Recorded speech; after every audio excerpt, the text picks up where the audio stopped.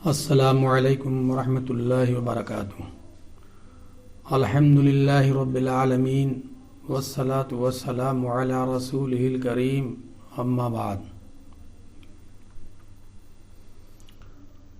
محترم حضرات، ناظرین کرام، میں نے گزشتہ درس میں آپ حضرات کے سامنے استقبال رمضان کے تعلق سے چند باتیں بتائی تھیں اور رمضان کی طرف توجہ مبذول کرائی تھی۔ رمضان کا ہم روزہ رکھیں گے انشاءاللہ، رمضان المبارک کا مہینہ شروع ہوتے ہی،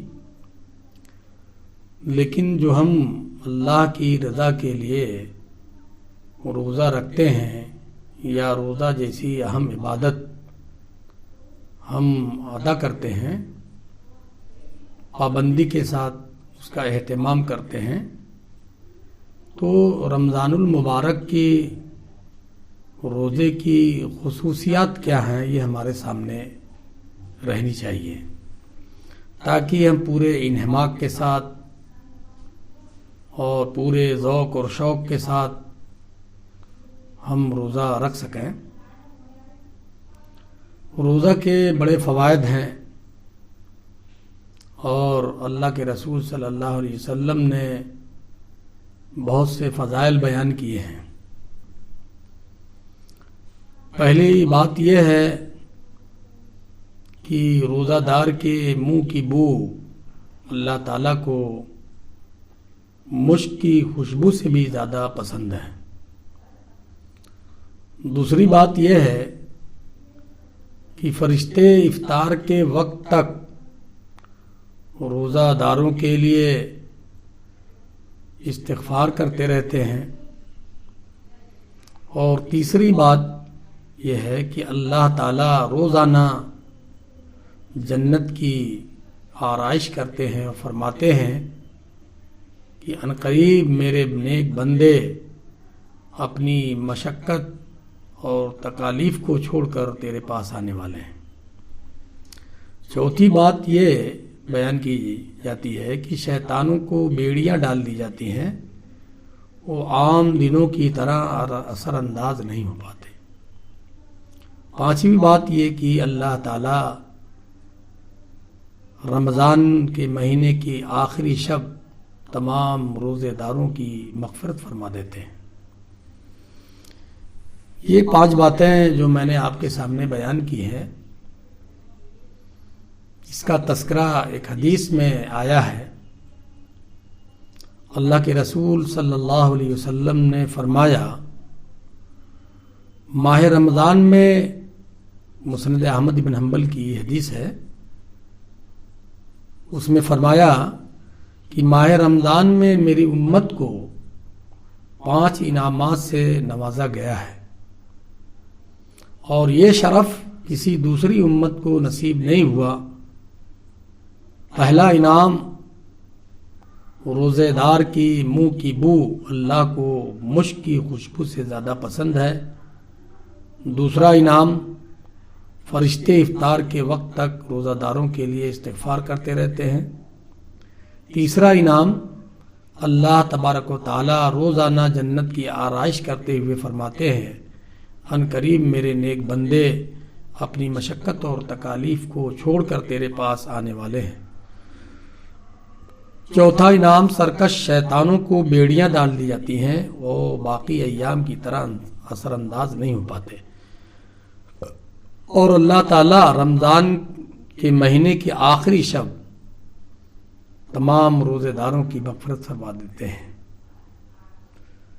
سوال کیا گیا نبی کریم صلی اللہ علیہ وسلم سے، کیا وہ آخری رات شب قدر ہے؟ آپ صلی اللہ علیہ وسلم نے فرمایا، نہیں، بلکہ اس لیے کہ مزدور کو اس کی اجرت کام ختم کر لینے پر ملتی ہے۔ جنت کے دروازے کھول دیے جاتے ہیں اور جہنم کے دروازے بند کر دیے جاتے ہیں۔ اللہ کے رسول صلی اللہ علیہ وسلم نے فرمایا کہ جب رمضان کا مہینہ آتا ہے تو جنت کے دروازے کھول دیے جاتے ہیں اور دوزخ کے دروازے بند کر دیے جاتے ہیں اور شیاطین کو قید کر دیا جاتا ہے۔ اس حدیث میں جو صحیح مسلم کی میں نے ابھی آپ کے سامنے پڑھی ہے، بخاری میں بھی یہ حدیث ہے، اذا دخل شہر رمضان فتحت ابواب الجنہ وغلقت ابواب جہنم وسلسلت الشیاطین۔ یہ حدیث بخاری میں بھی ہے اور مسلم میں بھی ہے۔ اس میں 3 باتیں اللہ کے رسول صلی اللہ علیہ وسلم نے بیان فرمائی ہے کہ رمضان کا مہینہ جب آتا ہے تو جنت کے دروازے کھول دیے جاتے ہیں اور جہنم کے دروازے بند کر دیے جاتے ہیں اور شیاطین کو قید کر دیا جاتا ہے۔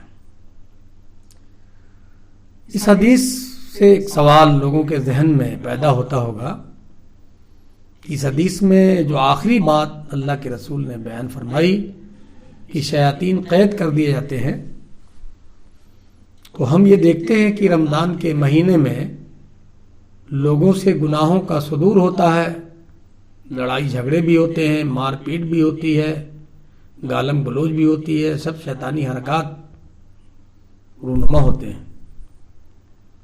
تو پھر حدیث کا مطلب کیا ہے سمجھ میں بہت سارے لوگوں کو نہیں آتا ہوگا۔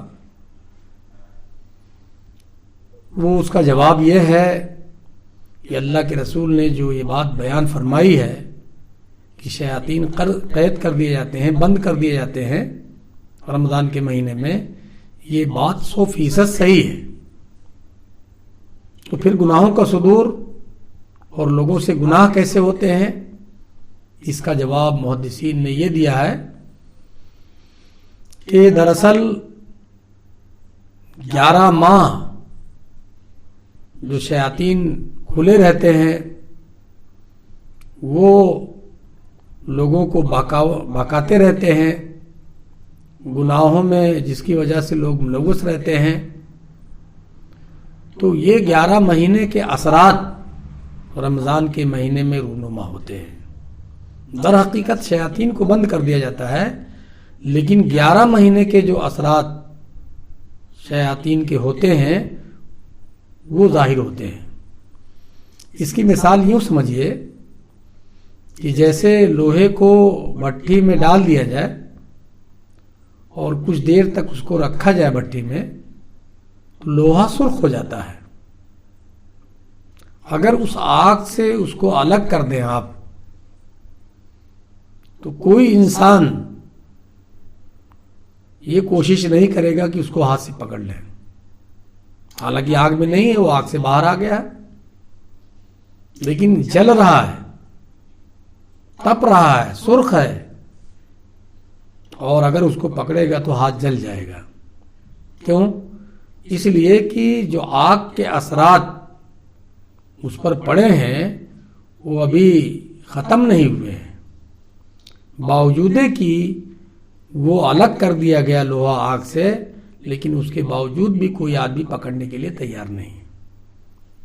بالکل یہی مثال کہ 11 مہینے کے جو شیطانی اثرات انسانوں پر ہوتے ہیں، اگرچہ شیطان کو بند کر دیا جاتا ہے رمضان کے مہینے میں، اس کے باوجود بھی وہ اثرات رونما ہوتے ہیں۔ ایسے ہی جیسے لوہے کو آگ سے الگ کر دینے کے بعد اس کی تپش کا، اس کی جلن کا اثر اس پر رہتا ہے اور سرد نہیں پڑتا، ٹھنڈا نہیں ہوتا، حالانکہ آگ سے وہ نکال دیا گیا ہے۔ ایسے ہی شیطان کو اگرچہ بند کر دیا جاتا ہے رمضان کے مہینے میں، لیکن جو اثرات ہوتے ہیں 11 ماہ کے وہ نمودار ہوتے ہیں، وہ ظاہر ہوتے ہیں، اسی کا اثر ہوتا ہے۔ تو اس لیے اس حدیث سے جو ایک اشکال لوگوں کے ذہن میں پیدا ہوتا ہے اس کو میں نے دور کرنے کی کوشش کی۔ ایمان و اخلاص کے ساتھ بنیت اجر و ثواب روزہ رکھنے پر اللہ تعالیٰ سابقہ گناہ معاف فرما دیتے ہیں۔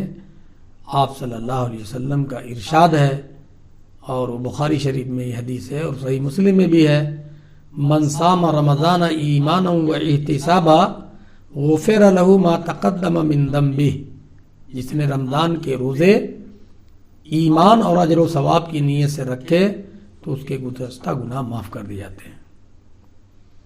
ایمان اور اخلاص کے ساتھ بنیت اجر و ثواب عبادت و قیام لیل کرنے پر اللہ تعالیٰ سابقہ گناہ معاف فرما دیتے ہیں۔ آپ صلی اللہ علیہ وسلم کا ارشاد ہے کہ من قام رمضان ایمانا و احتسابا غفر له ما تقدم من ذنبی، رواہ بخاری و مسلم۔ جس نے رمضان میں ایمان اور اجر و ثواب کی نیت سے عبادت اور قیام لیل کیا تو اس کے گزشتہ گناہ معاف کر دیے جاتے ہیں۔ یہ خصوصیات ہیں رمضان کے مہینے کی، اور روزہ کی یہ خصوصیات ہیں اور یہ امتیازات ہیں۔ اس لیے ہمیں جب یہ مہینہ آ جائے تو اس مہینے کی ہمیں قدر کرنی چاہیے، اور پورے ہی ایک سوئی کے ساتھ ہم اللہ تعالیٰ کی عبادت میں مشغول ہو جائیں، دن بھر روزہ رکھیں، رات میں قیام کریں، تہجد پڑھیں، تراویح پڑھیں، نفل کا اہتمام کریں، اللہ تعالیٰ کے قرآن مجید کی تلاوت کریں، اس پر تدبر و تفکر کریں، غور فکر کریں، یہ سمجھنے کی کوشش کریں کہ اللہ تعالیٰ کی کتاب ہم سے کیا مطالبہ کرتی ہے۔ یہ ایک مہینے کا جو موقع ہمیں میسر آتا ہے اس کی قدر کرنی چاہیے، اور ہم تمام لوگوں کو اللہ کی اس عبادت یعنی روزہ کی عبادت سے ہمیں مالا مال ہونے کی ضرورت ہے، اور یہ رمضان المبارک بابرکت مہینہ ہے، اس کی قدر کرنے کی ہمیں کوشش کرنی چاہیے، ہم اس کی قدر کریں۔